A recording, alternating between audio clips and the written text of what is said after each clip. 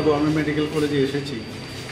এসে এখানে মূলত যে 180 কোটি টাকার এটা প্রজেক্ট সুপার স্পেশালিটি হসপিটাল, তো সেটাকে দেখলাম সব জায়গায় এবং অত্যাধুনিক, খুবই ভালো লাগলো। এখানে শিফটিং হচ্ছে, এখানে আমাদের মেডিকেল সুপারিনটেন্ডেন্টের অফিস, ডেপুটি মেডিকেল সুপারিনটেন্ডেন্টের অফিস ওরা চলে এসছে অলরেডি।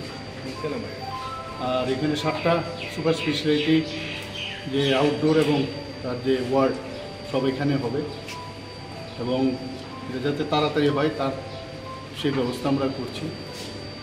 আর তাছাড়া আমি নিউরোলজি এবং নিউরোসার্জারি যে ডিপার্টমেন্ট আছে সেখানেও গেলাম। কোনো জায়গায় কিছু আমার কাছে খবর এসেছিলো, সেই বিষয়ে খবরাখবর নিলাম। এবং আমাদের যে এখানে একটা ফার্মেসি আছে, এখানে আমাদের রোগী কল্যাণ সমিতির একটা আছে, জন আরোগ্যের একটা আছে, সবকটা দেখলাম। কিছু কিছু জায়গায় সমস্যা আছে, আরও বেটার যাতে হয় মেডিসিন নিয়ে এবং কিছু কিছু জায়গায় কোয়ালিটি নিয়ে, সেই বিষয়ে আমার কাছে খবর ছিল। এগুলোর বিষয়ে আমি কথা বললাম, ডাক্তারবাবুদের সাথে কথা বললাম, স্টাফদের সাথে কথা বললাম।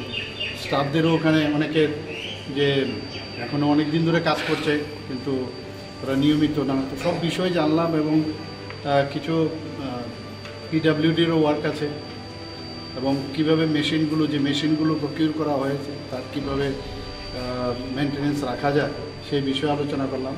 একটা ভালো ধারণা নিয়ে গেছি এখানে এবং আমি আশা করি যে সব ডিপার্টমেন্টের সাথে কথা বলে যাতে তাড়াতাড়ি পিডাব্লিউডির সাথে বিশেষ করে এবং মেকানিক্যাল এবং ইলেকট্রিক্যাল এগুলো কথা বলে।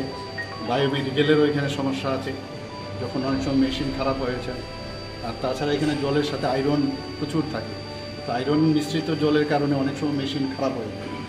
তো এই বিষয়েও কী করে এখানে আয়রন রিমুভাল প্লান্ট এক একটা জায়গায় আলাদাভাবে করা যায় কি না, পরে আমি কথা বলবো আধিকারিকের সাথে।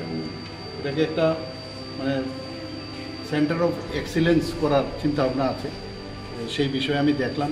তার ইনফ্রাস্ট্রাকচারালি আমরা কিন্তু অনেক বেশি সাউন্ড, পুরনো বিল্ডিং আছে আমরা সবাই জানি, সেটাকে আবার রিপেয়ার করা যায় কিনা এবং ঠিকভাবে যাতে মানুষের জন্য কাজ করা যায় সেই ব্যবস্থাগুলো আমরা করি।